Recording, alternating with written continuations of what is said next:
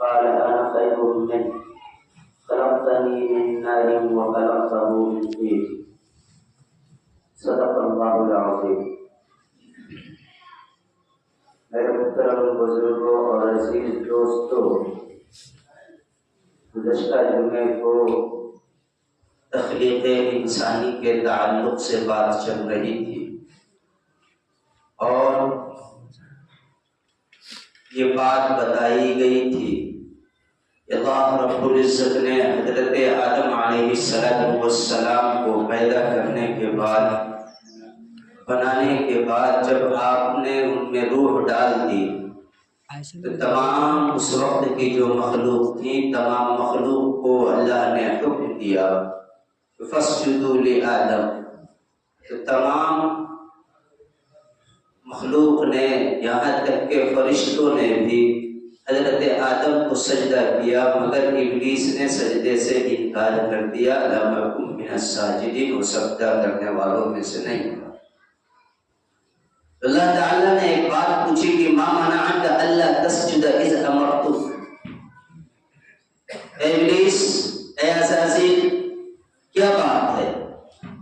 میں نے جب تجھے حکم دیا تھا کہ تو سجدہ کر تو تو نے سجدہ کیوں نہیں کیا؟ میں نے پھر گزشتہ جمعے کو اس جانب اشارہ کیا تھا کہ آپ اگر الفاظ پر غور کریں تو وہاں پر اللہ تعالیٰ نے یہ سوال کیا تھا کہ مَا مَنَعَكَ أَلَّا تَسْجُدَ إِذْ أَمَرْتُكَ، کس چیز نے تجھے روک دیا کہ تو نے سجدہ نہیں کیا؟ امرتک، میں نے تجھے حکم دیا۔ یعنی کہ ابلیس نے اصل میں جو سجدے سے انکار کیا تھا، وہ انکار اصل میں سجدے سے نہیں تھا، اللہ کے حکم کا انکار، اللہ رب العزت کے حکم کا انکار تھا۔ اس نے انکار کیا، اللہ رب العزت کے سوال کا جواب دیا۔ اب دیکھیں، یہ ایک چیز ہوتی ہے کہ شیطانی فطرت کیا ہوتی ہے۔ سوال کرنے والا کون؟ باری تعالیٰ۔ سوال کس سے کیا جا رہا ہے؟ ابلیس سے۔ اور سوال کیا پوچھا جا رہا ہے کہ جب میں نے تمہیں سجدہ کرنے کو کہا تو تم نے سجدہ نہ کیا، آخر کیا وجہ ہوئی؟ کس چیز نے تجھے روک دیا میرے حکموں پر عمل کرنے سے، میرے حکموں کو ماننے سے؟ تو یہ شیطانی فطرت یہاں یہ ہے کہ شیطان کبھی بھی، یہ شیطانی فطرت یہ ہے کہ غلطی اگر کر دے، ایک تو غلطی کرے گا اور غلطی کرنے کے بعد اپنی غلطی کو صحیح کرنے کی دلائل تلاش کرنا شروع کر دے گا۔ یہ انسانی فطرت نہیں۔ انسانی فطرت اسی میں آگے ہے کہ اللہ تعالیٰ نے جب کہا کہ أَلَمْ أَنْهَكُمَا عَنْ تِلْكُمَا الشَّجَرَةِ وَأَقُلْ لَهُمَا إِنَّ الشَّيْطَانَ لَكُمَا عَدُوٌّ مُّبِينٌ، کہ اے آدم، ایک بات بتاؤ، کیا ہم نے تمہیں منع نہیں کیا تھا کہ اس درخت کے قریب مت جانا؟ اور ہم نے تمہیں نہیں کہا تھا کہ اس درخت کے قریب مت جانا؟ اور یہ بھی تو کہا تھا کہ شیطان تمہارا بڑا دشمن ہے، کیا میں نے نہیں کہا تھا؟ تو آدم علیہ السلام نے انسانی فطرت کا نمونہ پیش کیا، اور حضرت آدم علیہ السلام نے کہا ربنا ظلمنا انفسنا وَإِن لَّمْ تَغْفِرْ لَنَا وَتَرْحَمْنَا لَنَكُونَنَّ مِنَ الْخَاسِرِينَ۔ باری تعالیٰ، ہم نے تو اپنے آپ پر ظلم کر دیا، اپنے آپ پر ظلم کر دیا، بڑا ظلم کر دیا۔ وَإِن لَّمْ تَغْفِرْ لَنَا، آپ اگر بخشیں گے نہیں، وَتَرْحَمْنَا، اور ہم پر اگر رحم نہیں کریں گے، لَنَكُونَنَّ مِنَ الْخَاسِرِينَ، ہم تو تباہ ہو جائیں گے، نقصان اٹھانے والوں میں سے ہو جائیں گے۔ یہ فطرت انسانی کہ غلطی جانے میں ہو انجانے میں ہو، اپنی غلطی کو تسلیم کر کے معاملہ کو ختم کر لیا جائے، یہ انسانی فطرت۔ شیطانی فطرت کیا؟ کہ شیطانی فطرت کہ اللہ تعالیٰ نے کہا کہ تجھے کس چیز نے منع کر دیا، کس چیز نے روکا کہ تو نے سجدہ نہیں کیا، جبکہ میں نے تجھے حکم دیا تھا اذ امرتک، جب میں نے تمہیں حکم دیا۔ تو ابلیس نے کہا کہ انا خیر منہ، ابلیس نے دلیل پیش کی کہ ہاں ہم نے سجدہ سے انکار کیا، کیوں کیا؟ تو یہ بات ہے کیا انا خیر منہ، I am better than him، میں اس سے بہتر ہوں، میں اس سے بہتر ہوں۔ دلیل دیا۔ اچھا، how can you say you are better؟ کیسے کہہ سکتے ہو تم کہ بہتر ہو. تو دلیل اب آگے دلیل لے کر کے آیا خلقتنی من نار وخلقتہ من طین، کیونکہ تو نے مجھے آگ سے پیدا کیا اور آدم کو مٹی سے پیدا کیا. میں آگ سے پیدا ہوا ہوں اس لیے افضل ہوں کہ آگ زمین پر لگائی جائے تو اس کی لپٹیں اوپر کو جاتی ہیں، ان کی گرمی کی جو حرارت ہوتی ہے وہ اوپر کی طرف چاروں طرف جاتی ہے. اور زمین کی خصوصیت یہ ہے، مٹی کی خصوصیت یہ ہے کہ مٹی کو اگر اوپر کی چھوڑ دیا جائے تو وہ نیچے کی طرف چلے جانا، یہ اس کی خصوصیت ہے. اس لیے انا خیر من خلقتنی من نار وخلقتہ من طین، کہ تو نے مجھے آگ سے پیدا کیا اور آدم کو مٹی سے پیدا کیا. ابھی بھی دیکھیں جب انسان اپنے رب سے غافل ہو جاتا ہے اور رب کے ایک نعمتوں کا بھی اگر شکر گزاری سے انکار کر دیتا ہے، اللہ کے ایک حکم کو انکار کر دیتا ہے، تو اللہ تعالیٰ بہت سے خیر کی توفیق کو سلب کر لیتا ہے، چھین لیتا ہے. اب اسی آیت میں اور اس آیت کے جواب میں دیکھیں اللہ تعالیٰ نے کیا کہا تھا، ما منعک اللہ تسجد، کس چیز نے تجھے منع کر دیا کہ لا تسجد کہ تو نے سجدہ نہیں کیا، اذ امرتک جب میں نے تجھے حکم دیا تھا. سوال کیا تھا کہ تو نے میرے حکم کا انکار کیوں کیا، یہ سوال.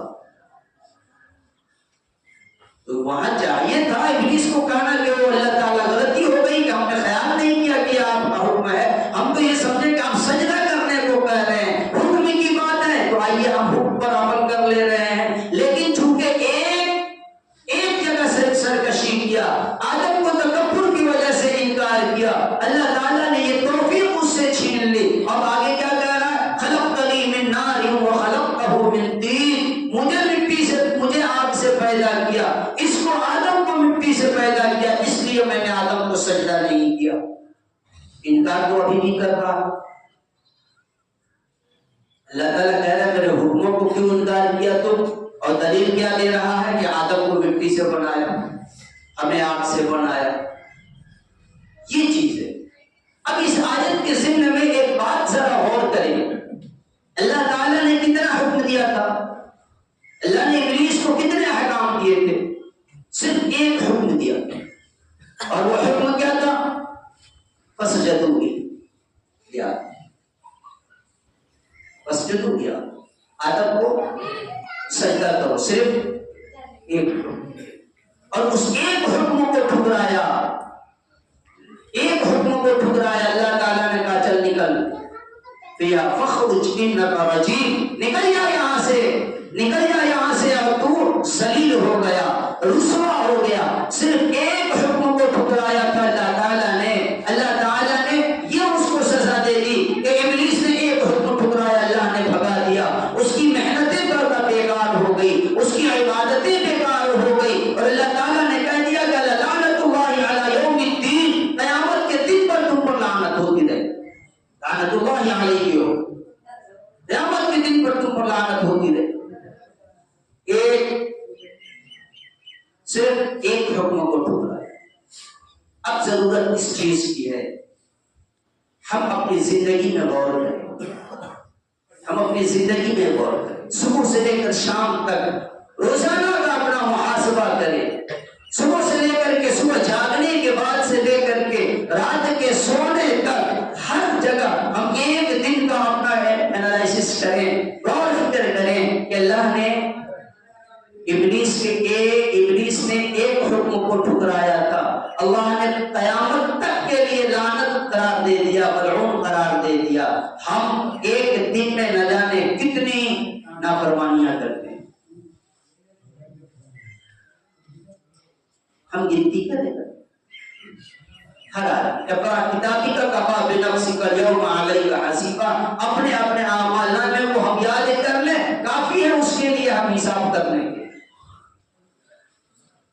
ایک نافرمانی کی وجہ سے ایسا نہیں ہے کہ ابلیس بہت محترم تھا، اس سے پہلے بڑی عبادت گزار تھا. میں یہ کہوں کہ ہم سے اور آپ سے بہتر عبادت گزار تھا تو غلط نہیں ہوگا، لیکن ایک حکم کی نافرمانی کی وجہ سے تمام عبادتیں، تمام محنتیں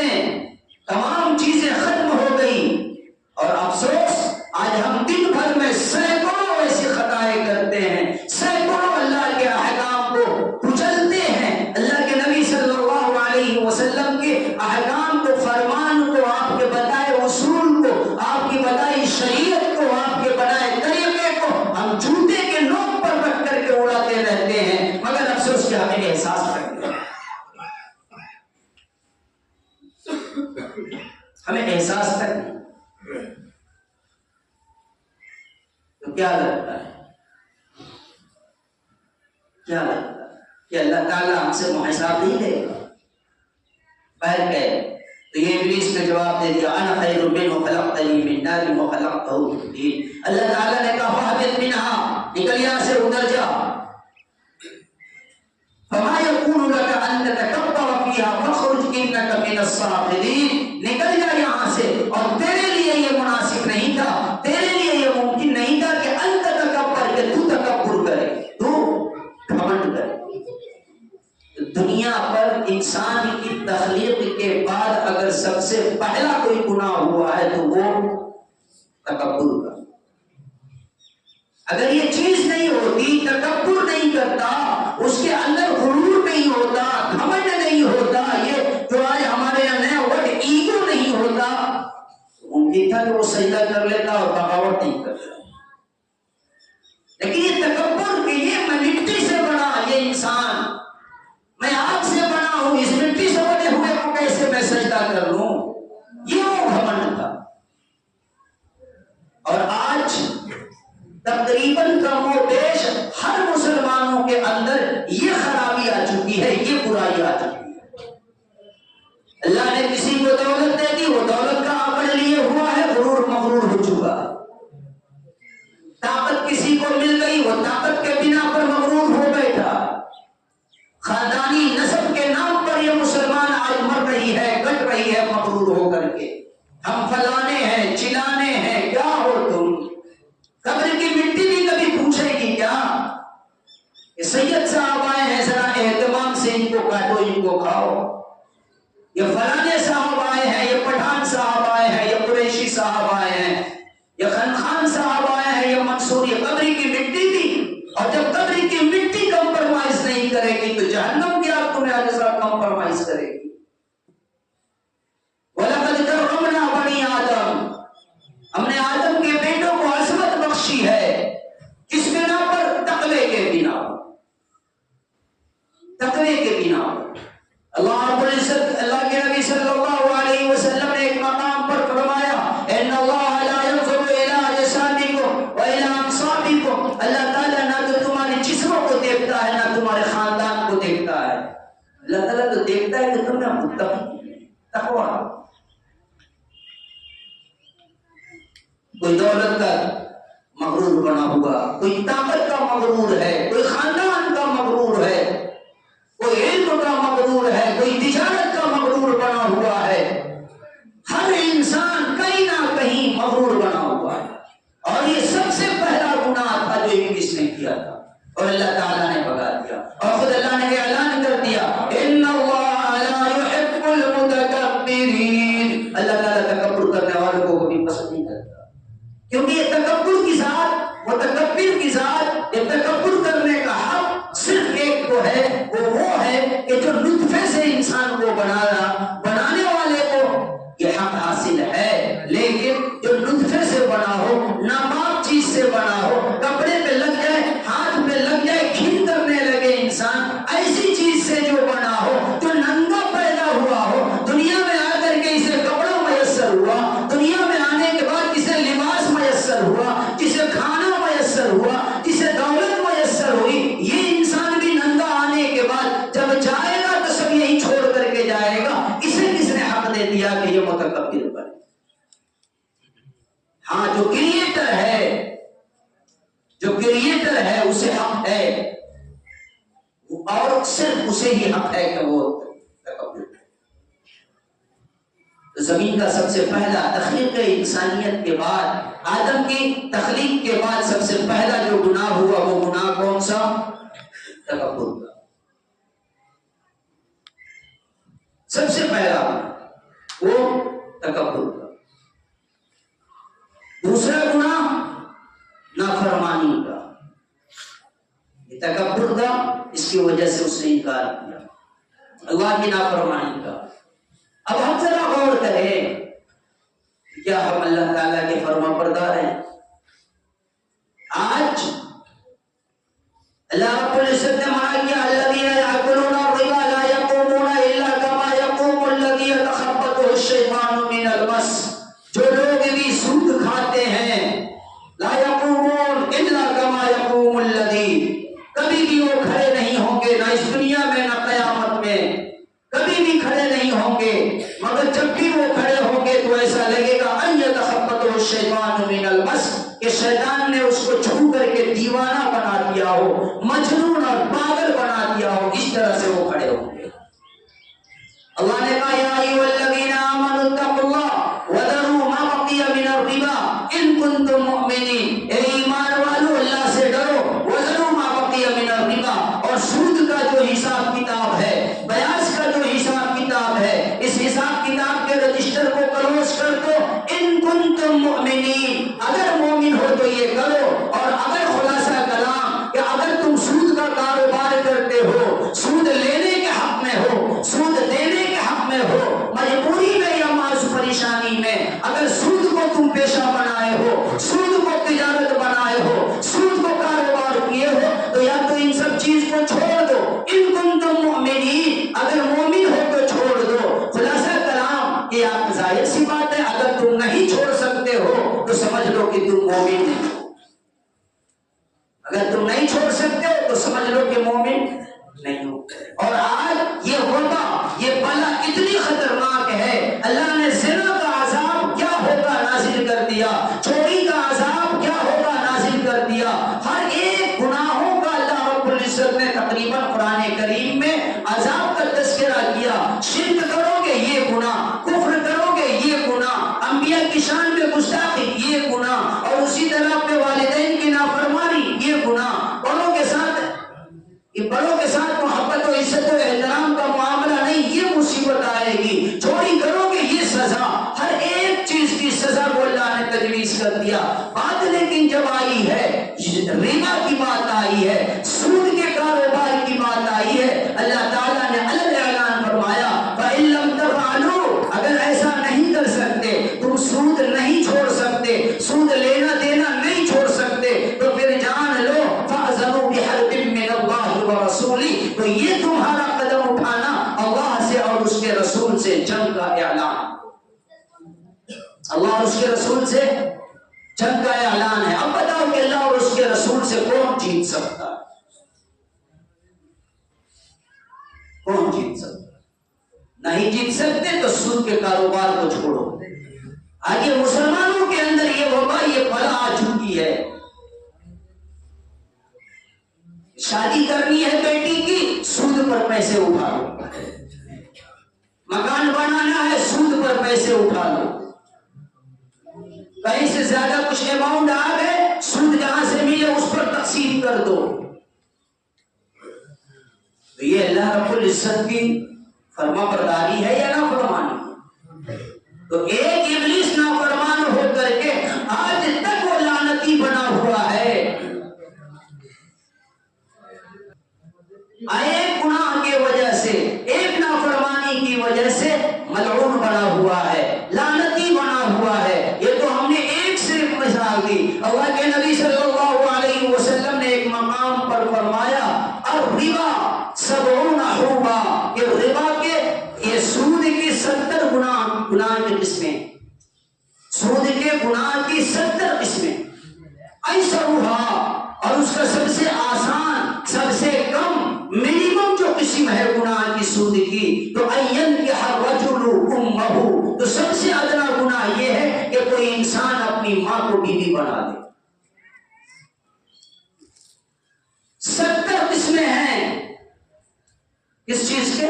سود کے گناہ کے، اور اس کا سب سے ادنا درجہ یہ ہے ایسرھا، اس کا سب سے آسان حلقہ یہ ہے اینکح الرجل، کہ کوئی آدمی نکاح کر لے، بیوی بنا لے امہ، اپنی ماں کو۔ آسان لگ، سود کھانے والے سے کہہ دو کہ تو اپنی ماں کا بیٹا نہیں، اپنی ماں کا شوہر ہے، قتل و غارت تک بات پہنچ جائے گی، قتل و قتال تک بات پہنچ جائے گی۔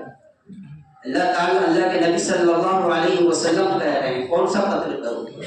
تو جاؤ، وہ تو قرآن نے کہہ دیا کہ سود کا کاروبار کرو گے فَأْذَنُوا بِحَرْبٍ مِّنَ اللَّهِ وَرَسُولِهِ، تو یہ جان لو کہ اللہ اس کے رسول سے یہ اعلان چل گیا.